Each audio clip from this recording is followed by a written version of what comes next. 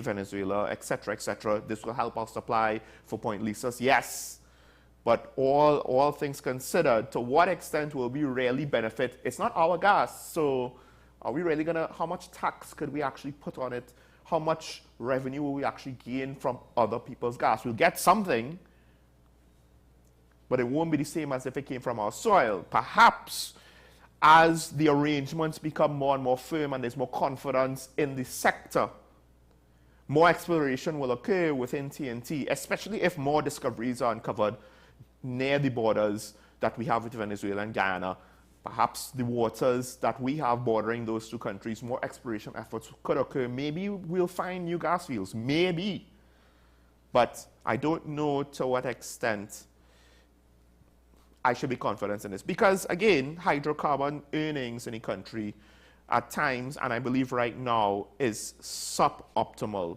And this is according to the Ministry of Energy. So we'll have to wait and see on that. And we'll end things there. There were some other stories for the Daily View, but we'll take a break. Let's see if the good lady herself is here. We're going to get into what I think is the big surprise coming out of the end of last week. The Commissioner Inquiry is public, and now we wait and see what's going to happen. But to discuss the details further in that report, we'll have that next. Stay tuned.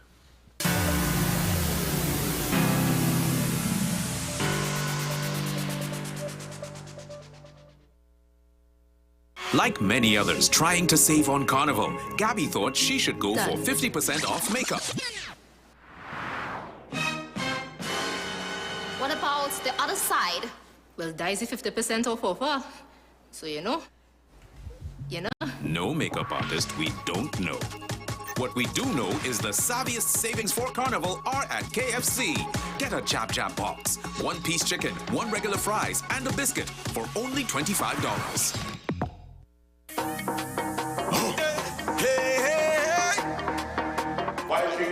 See you have a contract. This year we go hard like nail, like we on road with trucks bigger than home back wheels. So take a thumb tap with calendar and mark that date. The 27th of January, it'll be my time to jump up, my time to run, but yo, it is called Federal Coronation.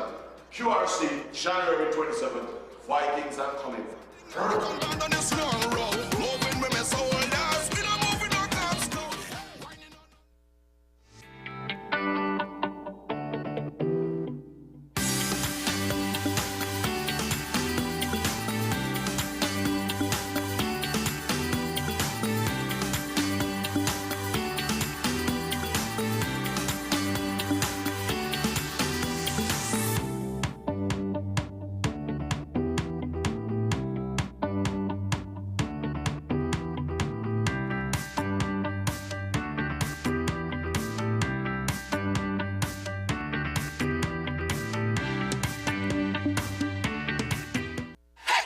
FanZone, your reliable, authentic supplier, has just gotten better. You can now visit our website www.fanzonett.com for your authentic wear and collectibles.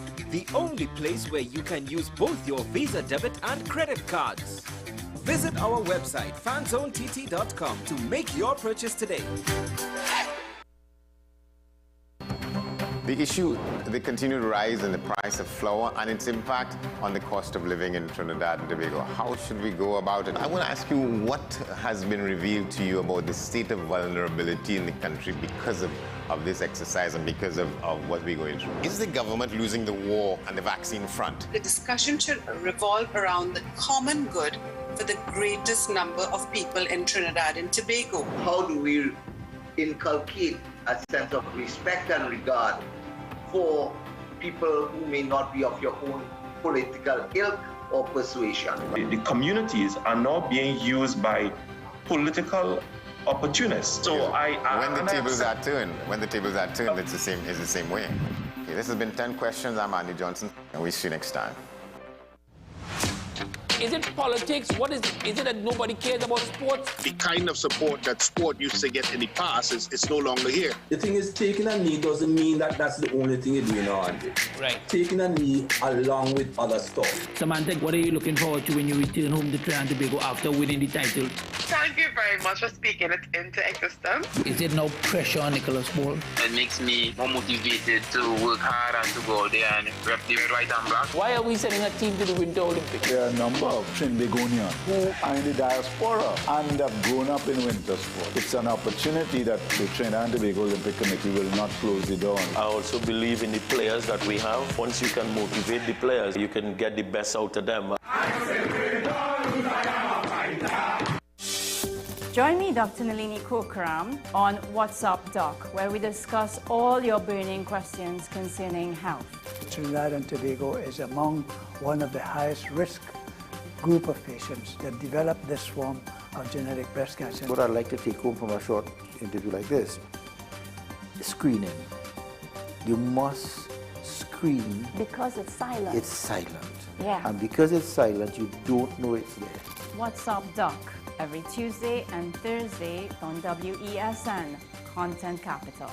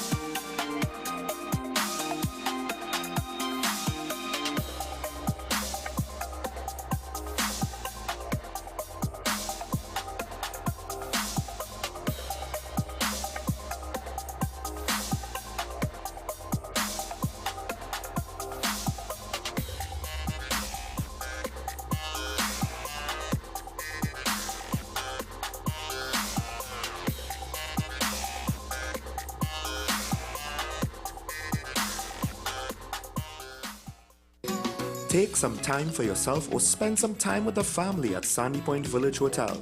Enjoy our various studio and suite apartments, self-contained with their own kitchenettes and Wi-Fi. We also have our famous 100-foot swimming pool and our beachfront restaurant, The Steak and Lobster Grill. And our location in Crown Point puts us near the center of activity from the nylon pool to the local nightlife. Call us and make your reservations at 639-8533, 389-2378 or email us at sandypointvillagehotel@gmail.com. Every word, every line, every paragraph depicts a real moment in someone's life. A father, a sister, a mother, a brother. We at Newsday are dedicated to you, the people, and through independent, unwavering journalism, strive to always bring your stories to life. Because your stories are more than just words. Newsday, independent and credible.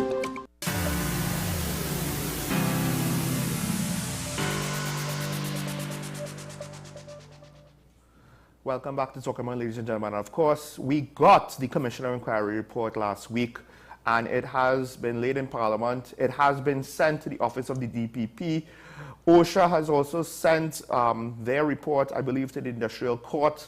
So we wait now and see what the actual consequences from the various information provided in these two reports will lead to. One thing that has not been mentioned necessarily is the police investigation, which all three more or less, well, sorry, I wouldn't say the Commission of Inquiry didn't start off, but there was a police investigation into the matter as well as OSHA looking into the matter at around the same time ahead of the Commission of Inquiry. It has been said that they more or less kept their information to themselves, not wanting to preempt each other. We don't necessarily know where the police stand, but the DPP has the Commission of Inquiry report. To break it down, we have the good lady herself, former Minister of Finance and Attorney at Law, Karen Ishishera. Good morning, Karen. Good morning to you, Sean. Yes, well, there's a lot to break down. It's over 500 pages of a report. So good morning to everyone, and I'm happy to be with you again. And I'm going to try within the limited time we have to hopefully meet the major points that allow the time constraints to allow us to do. So first of all, I'm going to just briefly say what a commission of inquiry is. I'm a feeling we all have a good idea, but just to mention it. Then we will talk about really the basis of the liability. Why was, and who was deemed to be liable? What was the liability about? We're going to talk a little bit about that, and who was deemed to be liable. And of course, when we look at that, we'll be looking at PARIA and LMNCS, who are the independent contractor. So then you're looking at what's the position of independent contractor, and why would an independent contractor be liable when usually in instances such as this, the independent contractor alone would be held liable, but not the company who hired the independent contractor. But in this case, it's both PARIA and the independent contractor. And then, of course, having done that, what are the legal consequences of the findings of the commission? And I'm going to leave the treatment of the family once we have the time, because to look through that, because it was clearly something that affected the loan commissioner, Jeremy Lynch, who was appointed, I believe, in February, in 2021, I think.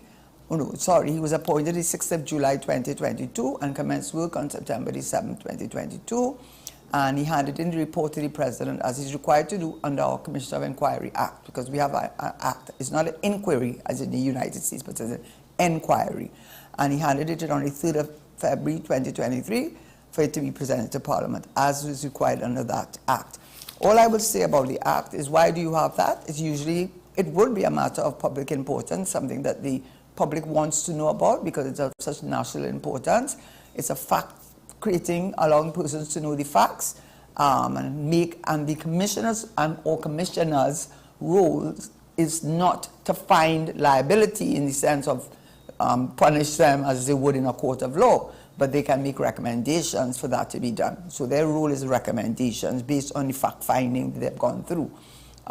They have the power to subpoena witnesses, but our act has not been updated, and the punishment for not attending is $2,000 fine. So you know that's why many of them in other commissions, and I mentioned other commissions, why they just don't go, because the fine is $2,000. In terms of defamation, you are protected from an action for defamation and from self-incrimination, just like in an ordinary court of law. That's a privilege that you have, and that's allowed to allow people to speak and say, give their point of view and speak without, without feeling constrained. So in terms of paying now, witnesses, a lot of witnesses sometimes may find themselves at the end of the day, any recommendations being the ones that they recommend that action be taken against. So it clearly is in their interest for many witnesses, quote unquote, to have legal representation. There is provision for that to be given, but it is clearly up to the commission to whether or not to do so. So that's the Commission of Inquiry in a nutshell. So what was the issues that gave rise to this issue that we're dealing with? Well, we know that on the 25th of February 2021, 4 or 5 divers, Budram was the only one that survived, went to do some work, and the work was to restore, repair a sea line that had been isolated from berth 5 to berth 6, that had been isolated from the rest of the sea lines. And in order to do that work, it consisted of 2 phases. The first thing they had to do is clear the line, because it had a lot of fluid and hydrocarbon buildup. So you had to clear the line sufficiently so that the divers could go in there with their tools, which were mainly welding tools and grinding equipment, in order to repair the line, restore the line, do that type of work. So there were 2 phases.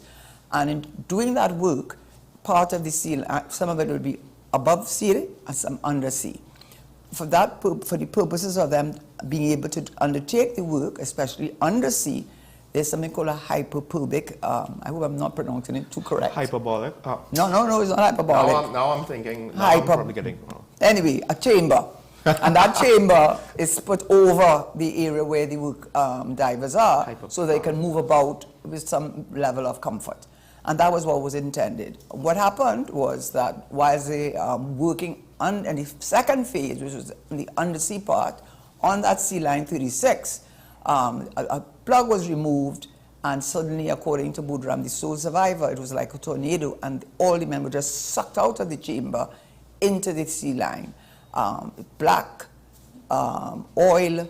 There was a devastating situation, and it ended with their death, except for Budram, who was able to scramble and get out above line. So the question is, it ended in the death of at least 4 of the divers. So the question of liability is the issue is of gross negligence. It's a duty of care.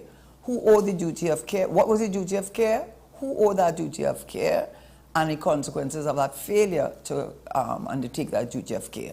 So they had the commission had an expert witness, and he found two basic reasons why what they call a delta P void, which is what caused the differential in the pressure, which caused the divers to be just sucked out of the chamber into the pipeline. They call it a delta P void, a delta P crisis. It's a known hazard. It's a very dangerous, very, very dangerous situation for which you have to take factors into account and take steps into account to avoid such an incident occurring, and if it occurs, to be ready to deal with it. Now, why should they have anticipated a delta P void situation? He gave the 2 reasons. One, it was the method that they used to clear the line for the divers to do their work, and the quantity of material that was removed in order for the divers again to do their work. Now, the contract was that there were 3 parties, but really only 2. It's Paria, Kenson, who was hired by Paria, and the report makes it very clear that the independent contractor had nothing to do with the hiring of Kenson, nor the person who Kenson sent to represent them, and the Paria. And then you had the independent contractor, LMNCS, who would be definitely responsible for his workers. Now, with regards to the scope of works, the commission found that in the scope of works, there are 2 things that they said form part of the scope of works, which they felt was, one of which they felt was of extreme importance, was the permit to work procedure and the method statement. They said that was incorporated in the scope of works.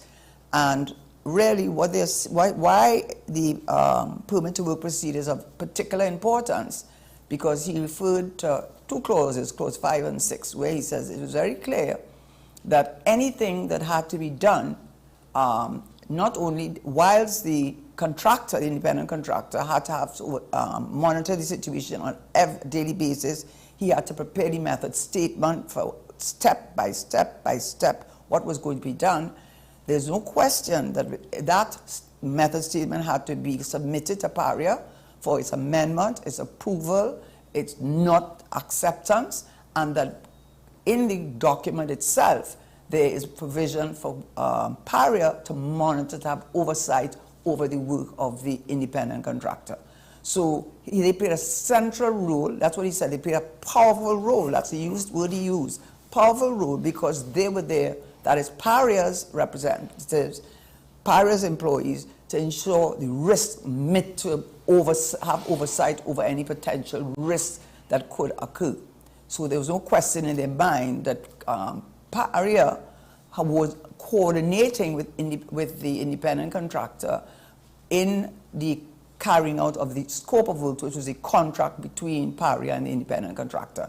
And the clauses, according to the commissioner, clearly show that it was both parties, both Paria and independent contractor, both working, because the overall oversight fell to Paria and in regard to the job.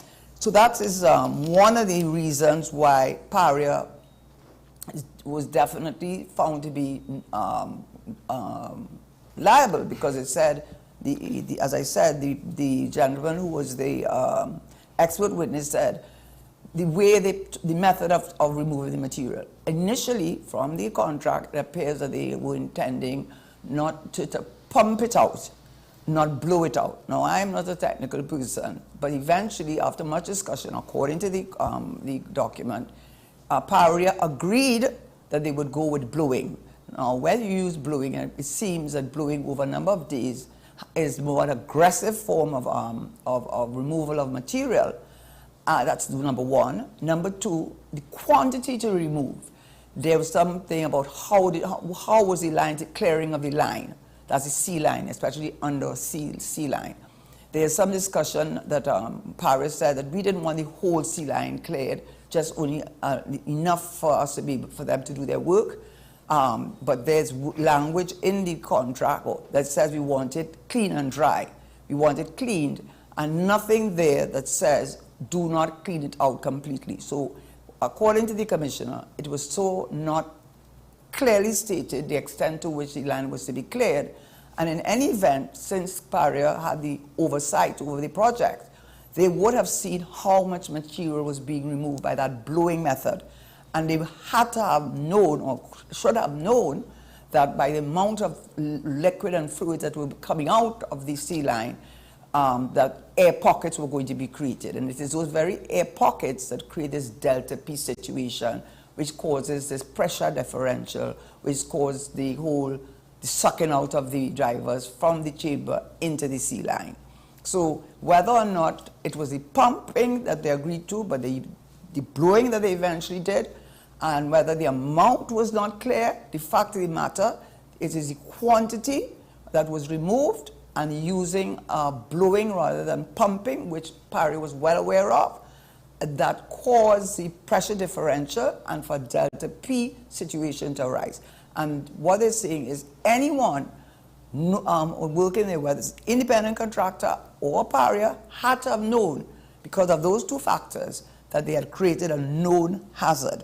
And they say that is a known hazard involves injurious consequences to others to be expected unless measures are adopted to see that everything is done which is reasonably necessary to avoid a known hazard.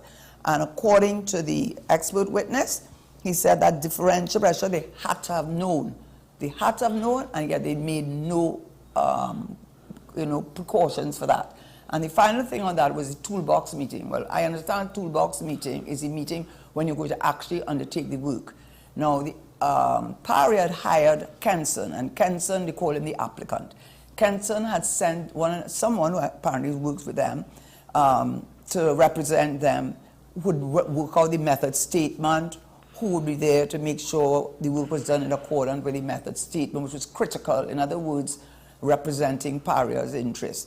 And this gentleman, I'm not going to call his name because I don't want to call his name, but I will say that there was, he was a mechanical technician, I believe that was the term, maybe of his position. Right, but he had only 6 months experience, absolutely no experience in undersea welding at all, and clearly should never have been selected by Paria, who selected Kenson, who sent this gentleman, who, based on his credentials and his work experience, could not have undertaken such a specialized job, and for which the independent contractor had no say in. So that brings us to, so we know why it happened. The delta P thing happened because blowing instead of pumping, quantity, too much of what was in the pipe was and they should have, out. and those both things would have put them in that there was a known hazard created, and the known hazard with a delta P hazard. And I believe all of the planning leading up to this situation, there's a lot of references throughout testimony that a delta P incident was not anticipated. At all, and never mentioned. Thank you. That's the other thing. You know, although they said that I don't want to say this. I don't want to say that because it's just relying on memory. But what I do know for sure, you're right. At no point in time in any meeting, the toolbox meeting, which is the meeting for when they're going to do the job, the method statement, which is a very detailed step by step of how the job is to be undertaken, which Parry has to sign off on, amend it to, or say we're not accepting it. At no point in time was a delta P crisis situation considered, and it should have. There was a known hazard created by those two things that they knew both the independent contractor would have been as well as Paria. So that is why there's liability on both, because what the law says, when you're an independent contractor, which LMCS is, usually they're in business on their own account, so they're responsible for their employees. So generally when incidents happen, the independent contractor is responsible for himself and his workers. and not the company that hired him. That's one of the reasons why you have an independent contractor.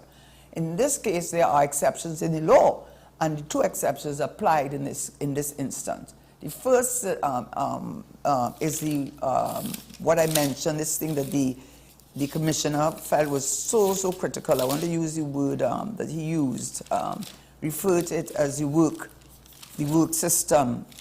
That he said was central, the work system that was outlined.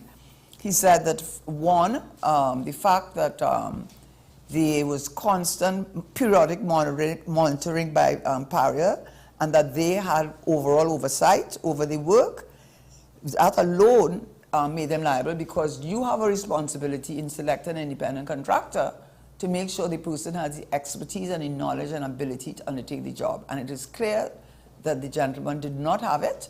He didn't have the qualification. And what is also telling is on the day of the toolbox meeting, it is, according to the report, it is there that he signed in as having attended, but they have said he did not attend, which is very telling in itself. So that's one reason. You have responsibility in the selection, the supervision, the monitoring, which you took upon yourself in the contract itself, in the scope of works, which was the contract. And the second one was the fact of the known hazard. You knew, you had to have known when you changed the methodology of removing the material, and that there was no clear position as how much material was to be removed, and there was no there's no record of how much material was being extracted on a daily basis. So they didn't even know how much was they said, that's said in the report. PARIA themselves didn't know how much material was being extracted. And so when there's a known hazard, which you could have anticipated based on those 2 facts, which is the delta P void, then you had a duty, irrespective of the independent contractor, to take the steps to either avoid it, or when it happened, to take steps to mitigate it so that death would not occur. So for those 2 reasons, you found that the WHO is not only the independent contractor, who definitely is liable, but also the PARIA, the company, because of the nature of their contract and all the things that I have just mentioned. So having said the who and the what is the liability? It's where there's gross negligence by a corporation or company resulting in death, there's something called corporate manslaughter. And in England, in 2007, they did pass legislation that deals with corporate manslaughter. And I think in Scotland they call it corporate murder. Anyway, but that's neither here nor there. But England has that legislation. The point about it is that corporate homicide, not murder, homicide.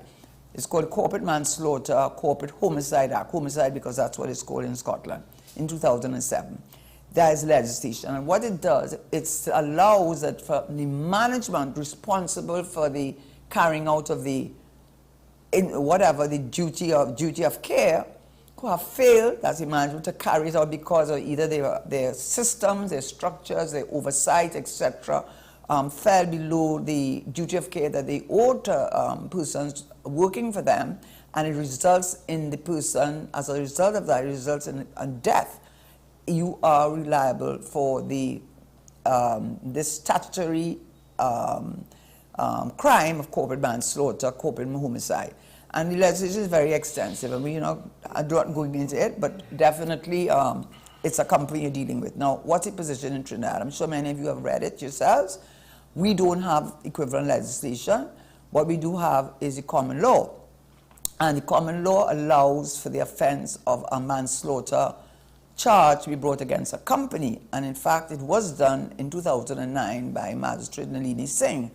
And in that case, a gentleman, a 20-year-old gentleman, there was an inquest into the death of a 20-year-old man who drowned in a man-made pool at a quarry at a housing development that had created that pool, the housing developer. So there's a company. And Singh determined that the company management and the witnesses who apparently witnessed the drowning breached their duty of care towards the victim, and that breach of duty of care resulted in his death, and made the recommendation that the Commissioner of Police be institute proceedings against the company and bring them before the magistrate by way of summons. So it's governed by the common law, but it's not as strong as the statute, obviously. And in terms of what's the liability, well, you can't imprison a company, can you? It is a legal person, but it's not a real person. So both under the statute in England, UK, and under the common law position, which we have, it's a fine. So that's what it is. So one of the recommendations on that, coming to end on that point, having determined what were the facts, what was the breach of duty, the duty of care, who had the duty of care. I explained both the independent contractor, definitely, and pari and why, and what was the breach of that duty. We understand what is the breach of that duty, what is the consequence, where we know 4 gentlemen lost their lives, and the question is, how do you deal with that? It's a fine. That's under our common law, and under the statute in England, it is also a fine, because it's a company. You can't. Before I get into other aspects of the case, which I want to highlight again, I do want to ask you in general, do you think it's reasonable, at least there's a sentiment, we hear from the opposition, and I'm sure they're members of the public, they're calling for people to be removed. First, you have the people in Paria who I think should be removed. Then you have the board who I am leaning towards that, but I don't necessarily have any technical reasoning behind that, outside the fact that they're overseeing the system and potentially they had a direct hand in allowing things to reach the point where someone could sign in. It's almost like if this is not a desk job at some random administrative ministry position. You're signing into a technical meeting that you're not there for, and then one of the worst industrial accidents that we have ever seen plays out. And shouldn't somebody be held responsible? The corporate fine is one thing, yes, but I do believe individuals involved should be punished in some way. But there's no question about that. I mean, there's absolutely no question about that. And you know, when you look at the Company Act, which of course deals with directors and duty and responsibility of directors in general, you know, there were duty of care, they have a duty of fidelity, etc., right. etc. Okay, yes. You know, so even if you look at it from that point of view, even on principle, my God, every single one of them should go. I remember when the incident had originally occurred, I was taken aback that I think the CEO was in Tobago playing golf, and I don't think he left right away to come. I mean, that's my recollection. He did go that day. He did go that day, right. But he did not go right away. That's my recollection. And also, too, when you look at you can deal with the treatment. I mean, I think that a commissioner was outraged. Yes, they should go. Every single one of them should go. And I mean, they shouldn't even go. They should resign. Oh my God, resign. After a report like that? Part of the problem is also the response. So on one hand, when you read the report, and I'm sorry, I had communications with people who volunteered their knowledge of the industry, and they point to the fact that yes, certifications for this sort of work was more or less not had by the people doing the work. This is something of a norm, unfortunately, with regards to how in Trinidad how work is done, right? And there seems coming out of this that we don't necessarily have formal guidelines or requirements for this sort of work. Now, with that said, at the end of the day, as you pointed out, Paria signed off on all of this. It's not only that, you know, it's not only that, it's the danger. It's such a hazardous job. You don't have to have somebody to give you a law for that. That is your responsibility. You have a duty of care. Right, and Paria signed off on it, right? And not only that, when it comes to employees, it's a non-delegable duty of care. In other words, you cannot delegate that duty of care to somebody else. And then the other thing was the rescue, the way in which which is what he spoke about. The commissioner said how they dealt with rescue, how they waited, how many 24 hours or however long to even initiate the rescue, and that the Coast Guard, he said no, the Coast Guard didn't use any gun to stop any diver from going in, but even the diver should not have been allowed to go in because he was not competent to undertake something like that. So even when the incident occurred, let's leave the families aside, which how many men still in the pipeline. We are talking about what efforts were made to rescue them, and he seemed to have been just taken aback by the way in which the company dealt with the attempts to rescue these gentlemen out of the sea line.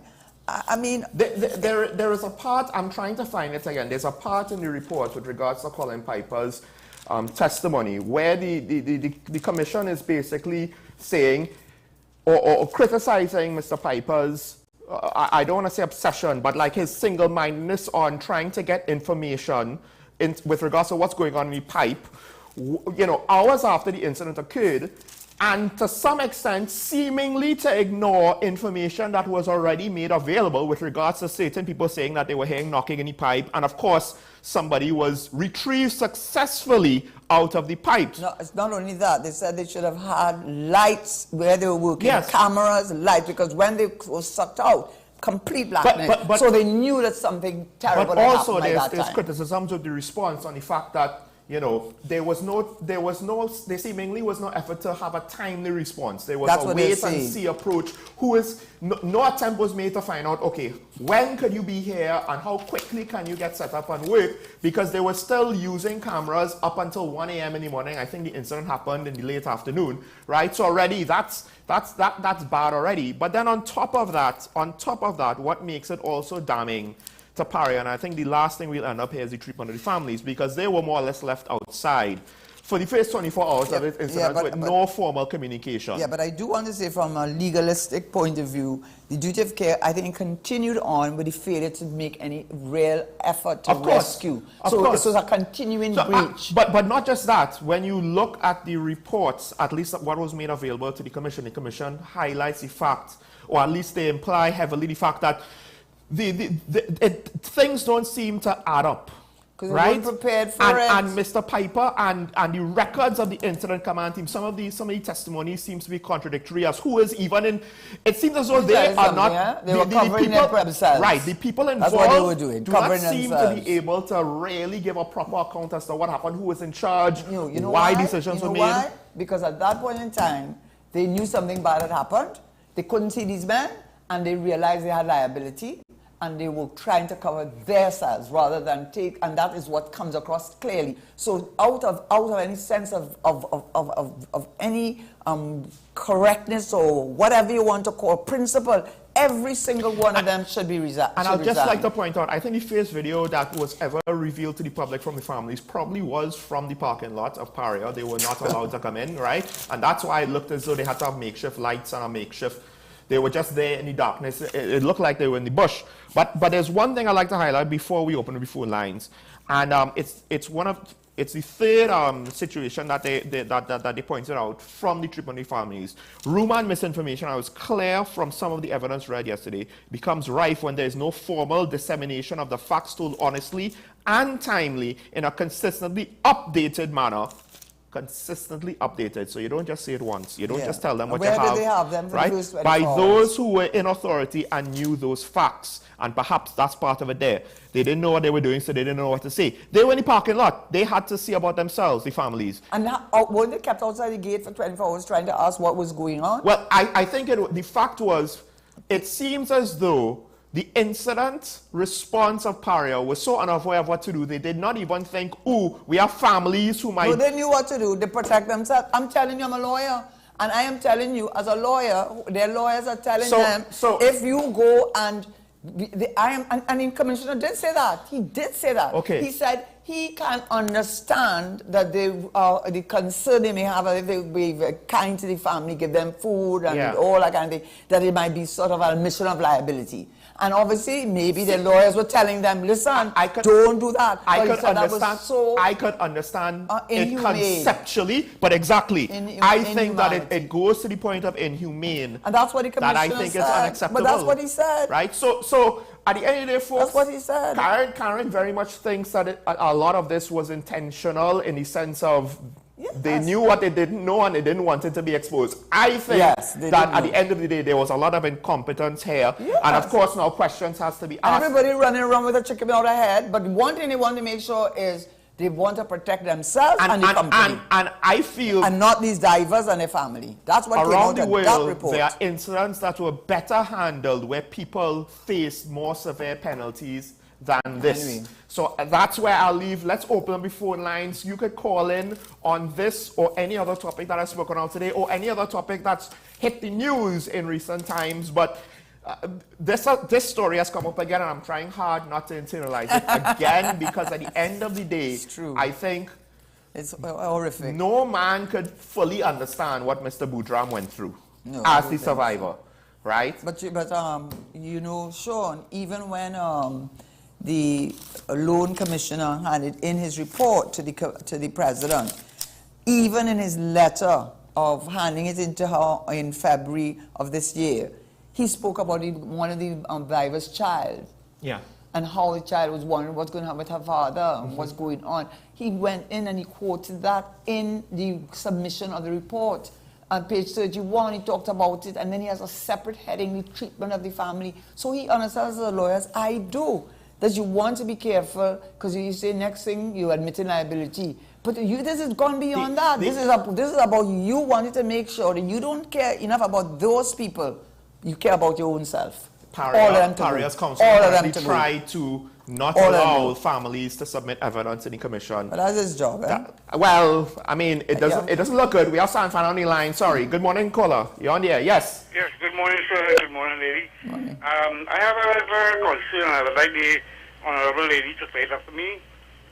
Now, according to the OSH Act in this country, I have reason to believe that if something like that happens, the people in charge of the job should be personally liable.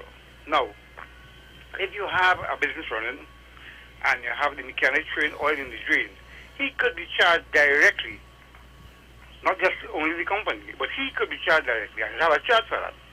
How come? We know 4 people dead. We have to gather no evidence again. You have everything there. How come these fellows not charged us yet? We're talking about giving them some kind of, compensation. No. People lost their lives. According to the OSH Act, they should be charged. Could she clear that up for me a little bit? Thank you. Okay, well, I know the Occupational Safety and Health Act makes provision for the duty of care of the employer and employee and so on. I'm not sure that it gives criminal liability, deals with criminal liability, and criminal liability is when you're talking about a conviction, either incarceration, definitely that's what you're looking at. I'm sure that persons, personally, I do know the act, but I did not look it over before I came on the show. But what I will say is I think the commissioner was more concerned that people died. And this government has done nothing. And he wanted to show that this is not a question of breaking the OSHA legislation. This is a question of manslaughter. He is so outraged. So to answer your question, I think look how long it took to give you to get the report out.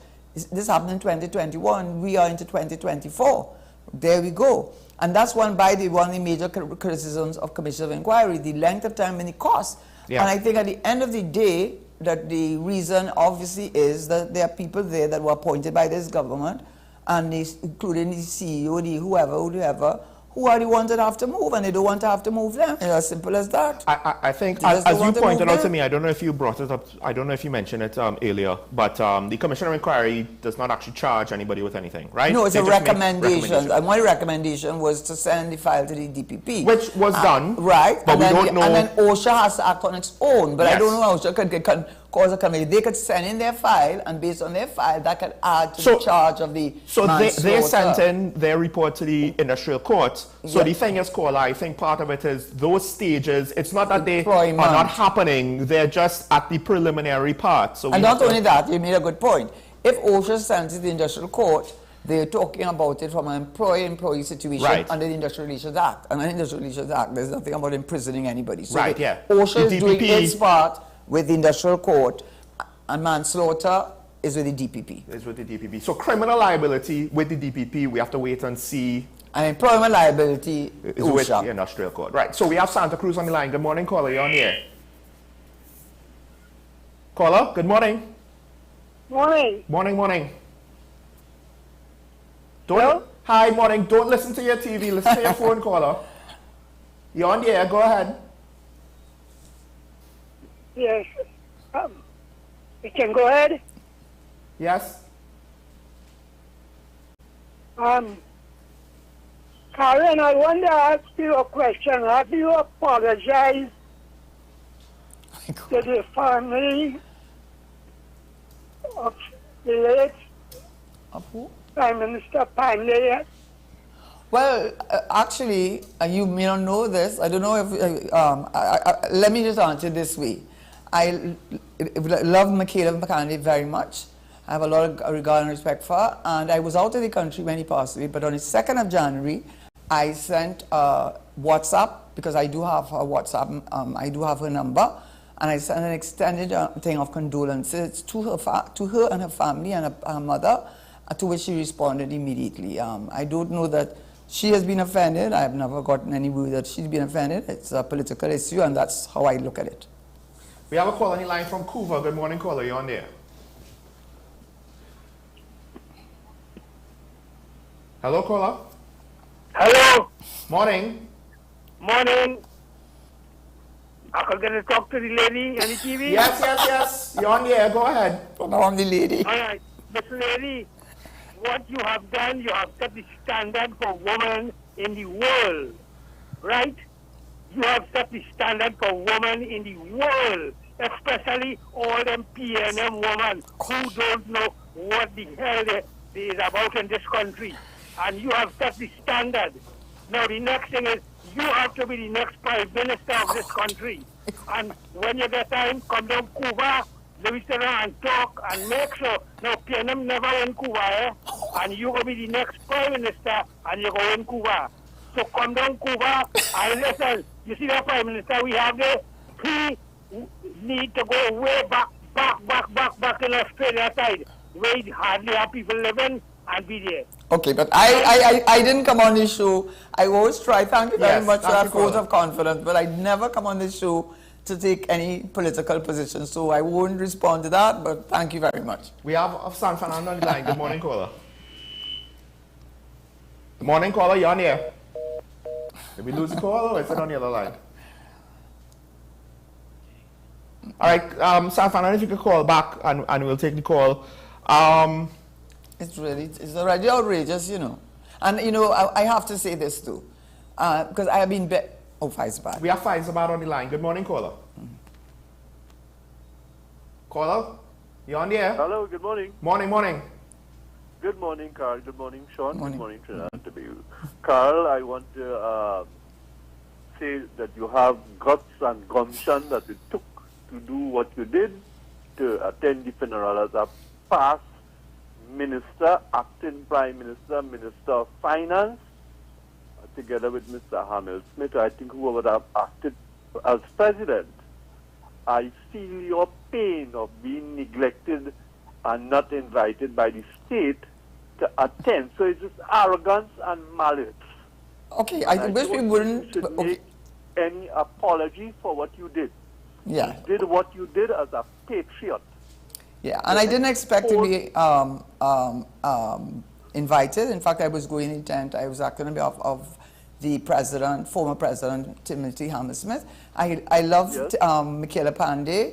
I have a personal relationship in the sense of, when I say personal, I mean that I have a great admiration for her, and she knows that. And that's why immediately I had to send her an email. And, you know, I was going in tent, and let's leave it alone. At this point in time, it's been political, and thank you for your support. But what I am saying to you, Carol, is that you did where your conscience led you. True, that is true. And there's nothing wrong with that. There's is absolutely nothing wrong with that. With respect to the OSH Act, Carol, I would have worked in the industry. And from time to time, we would have to sign off when contractors come to do jobs. Okay. Yes? Right. And it is clearly stated in the Act that you, as the final signatory to the thing, you are wholly and solely responsible for anything that happened, and it carries jail time and fine. Okay, there we go. So Mr. Piper and company should be rotting in jail as we speak. Okay, but you're innocent until proven guilty. Let me tell you something, Sean. This is for you, my brother. Yeah. Shut your mouth. You're not going to disrupt my meeting. As a PNM minister, you have to have good behavior. You're damn fast. Later, brother. Who's that boy? I'm not too sure. Well, I don't think it's you or me. I didn't think he was saying anything bad about me. I didn't disrupt the PNM meeting. Well, I don't know. All right, we have Santa Cruz on the line. Good morning, caller. Yes, good morning. Morning. Morning.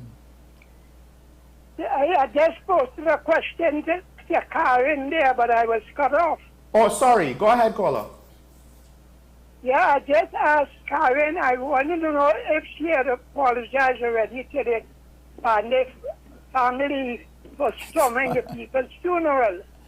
Well, oh my gosh, ma'am. Caller, technically she didn't storm the funeral. Storming means the police would have to pull me out. The police has assisted me. So that's number one. Number two, I was going on in the tent. Number three, there's nothing in my view to apologize for. I have the greatest regard for the Pandey family. I think if anybody owes an apology, I think the minister owes me an apology, but that's my view. Okay, I think we have five spots. But let's leave it alone, please. Maybe to clarify the last statement. Good morning, caller. You're on here.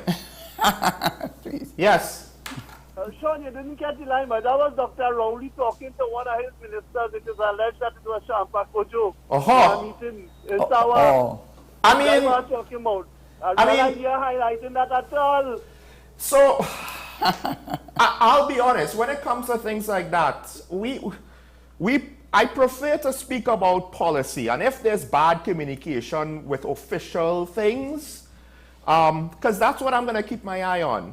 The internal personal squabbles. Sean, yeah. But you cannot be speaking to big people like little children. Well, it's true. It's true. Well, we know that, but that's what he does. That's his style. I think the other thing, caller, is we have highlighted the prime ministers and other politicians' poor etiquette. No, but I think the prime minister stands out. I think he stands out. He does stand out, and he sets the standard. True. Look at a man like Johnny Abraham, who would have served this country, I mean, to the best of his ability. He went beyond the call of duty at certain times to have people protected. And this dirty mouth man coming back talking man on TV, right? Okay, caller. I understand the sentiment and I appreciate it. But part of it is, if I commented on every time a politician said something bad to another politician, then I wouldn't have enough time on my show to speak about anything else. Yeah, but you have to hold the leader to a higher standard because he sets the standard. Because believe you me, under Patrick Manning, you wouldn't dare do that. I'm just telling you that. Which is true. We have a Rook on the line. Good morning, caller. Caller, good morning. Morning. I just want to make a statement. If I'm in a position and the people that supporting me are the criminals, would I lock them up? Oh my God. I mean, most likely not. And even worse. Go ahead, caller. How could crime in this country ever be solved? What is it? Why would I lock up the person who is supporting me? You know what I mean? You know, it's amazing how nobody wants to admit the majority of the supporters. Why don't you all do some statistics? Check the prison. I agree with that. You don't want to admit the point. Instead of, the only thing that solves this is education. And nobody studies that. They study to give them, you know? Yes. You keep giving. You won't train them how to get the money, you know? But you keep just giving taxpayer money.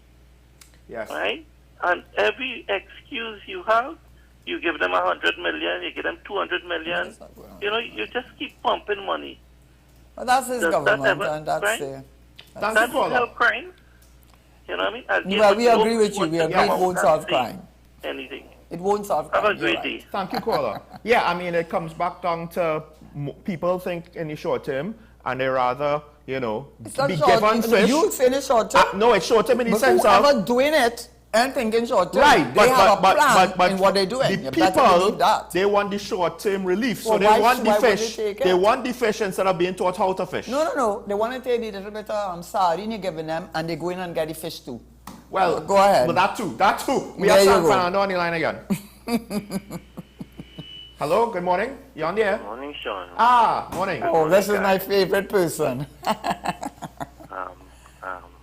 if I about caller starts off calling you Karen and in the end he calls you Carol.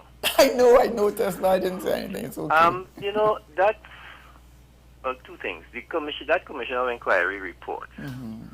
What had bothered me in the report is that, and in the inquiry, in general inquiry, I was looking for Mr. Lynch and the other gentleman there to show Paria duty of care as a continuing enterprise, because what Paria is still part of that's the Paria and Heritage are part of that parent company. Yes. Which was never dissolved.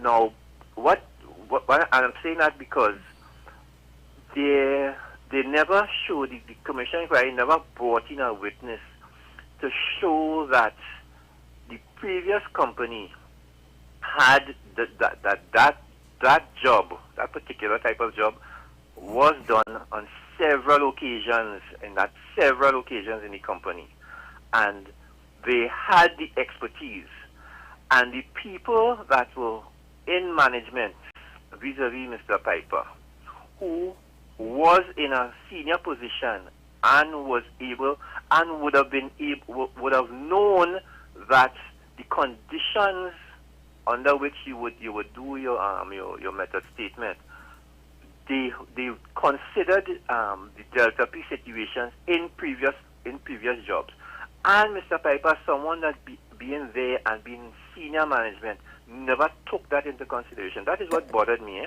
Okay, can I say something on that quickly? Because I think, we focus on Mr. Piper, but you have to look at the applicant. The applicant is Kenson. Who is Kenson? You have to ask yourself, who is Kenson? And then when you find out who is Kenson, how could Kenson and how could Paria, just like what you're making the point, all other jobs, all of a sudden you have this applicant, a person with 6 months training or some kind of mechanical nevertheless. So who is responsible? Is it Mr. Piper or is it Paria who told Mr. Piper that we taking on Kenson and that Kenson sending major thing? So at the end of the day, I don't know sure if I want to, maybe Piper should have said no to it, but did he have the power? I don't know. It's me. If you ask me, having been in the political foray, I would have said to myself, what you're bringing in this applicant Kenson, sending a man who has absolutely no ability to do a method statement. You've never had this issue, and all issues arose out of his inability to do it. Why did you bring in? Who is Kenson? And that's the question you have to ask yourself. Why did Paria bring in Kenson? Go ahead. Let me say this.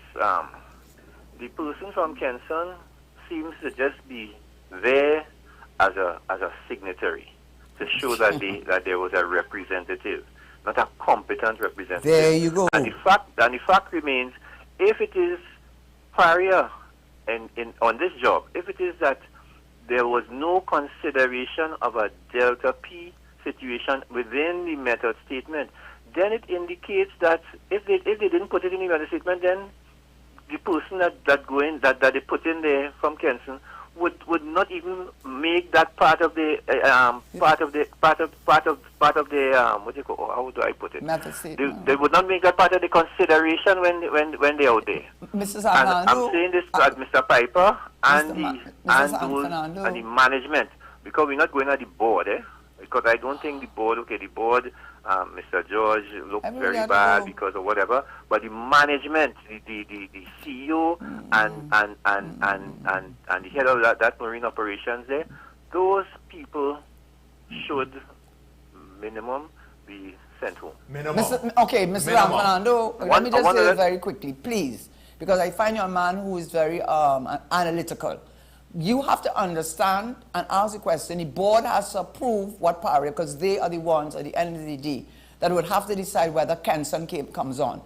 Don't you see that it is the failure of Kenson that caused Paria to have gotten them that situation to arisen? So you should ask yourself, what is Kenson? And therefore the board and all of them who hired Kenson, find out who Kenson is then, and then you will see what the answer is. And you'll see why they sent a person with 6 months experience to do a job that he was not qualified to do.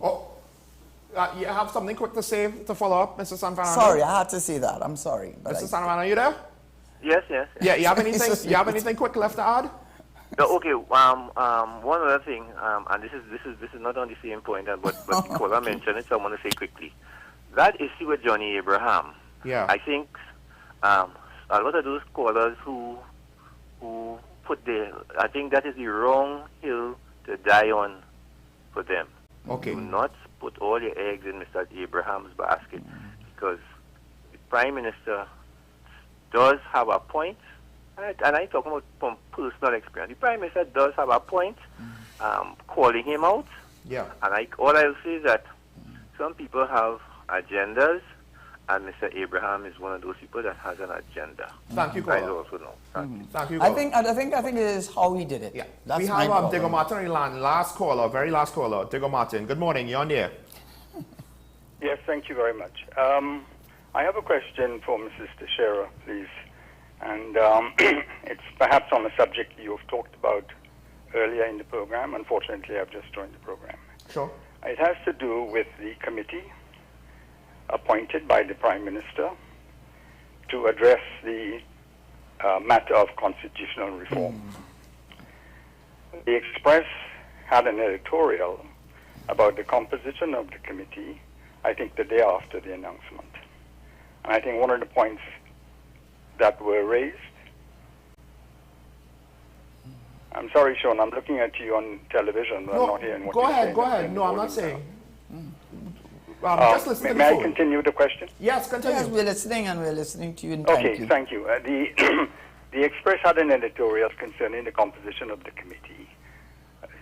It appeared, I think, the day after the announcement was made by the Prime Minister. And the editorial was very clear in saying that it expressed concerns about the composition and pointed out that apart from one person, and with the possible exception of that person, there did not appear to be anyone else on the committee who publicly had written about or spoken about constitutional matters. Does Mrs. Teixeira have an opinion about the composition of the committee and the prospect of its likely ability and success in achieving its objectives? Well, yes, I expect I know to whom you are referring, and yes, he would be more than competent to be on the committee. What I would say is that I think it's just a knee-jerk response. This government has, I'm sorry that I have to say this, but when something happens, they sat down in a room and said, hey, that's the number one thing that Mr. Pandey is interested in. Let us put together a constitutional reform committee.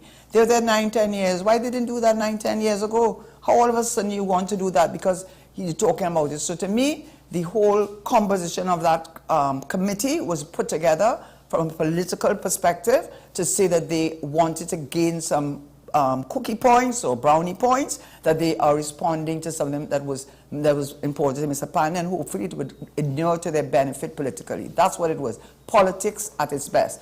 And in terms of the composition, no, I don't know that anyone there particularly, but I can't say yea or nay. I don't want to put myself in that position. I know Hamid Ghani, I don't know if they asked him to be part of it. He has always been known to be part of it. Selvin Ryan is no longer with us. So I can't say who they would put on the committee, but I do think it was just politics played out, and this is what they do all the time.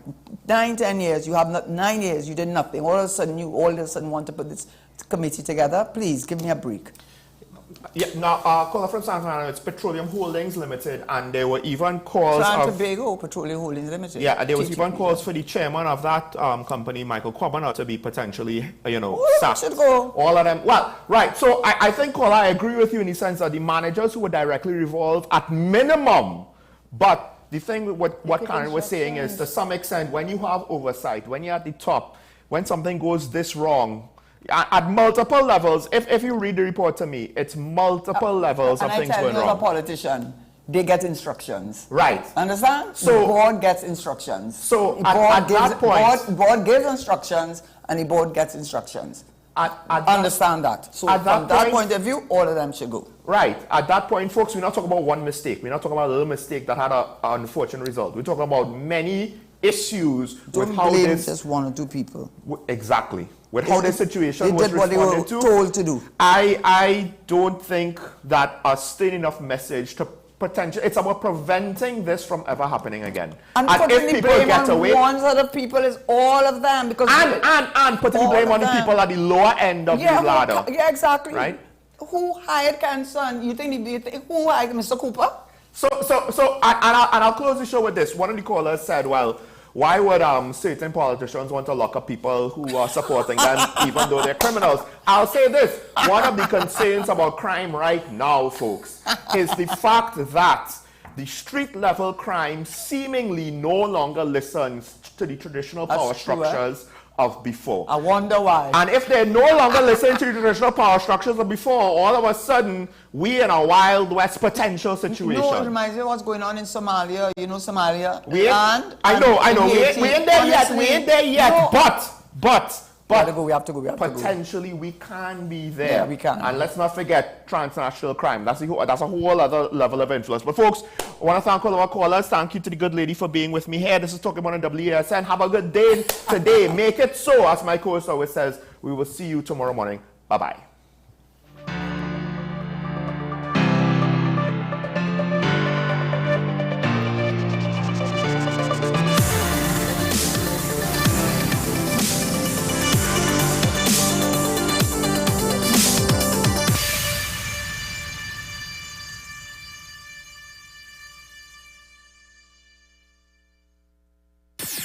WESN.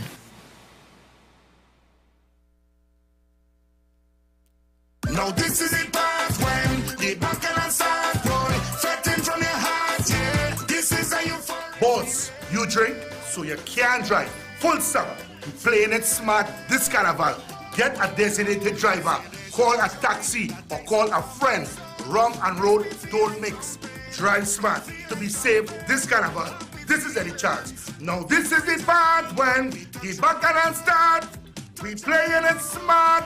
This is a euphoric feeling. Green, oh yeah, you're about to experience the whole scene. Oh yeah. Oh lad, I spending the money. Down the road on Saturday, January 27th at Fête Royale, the Coronation.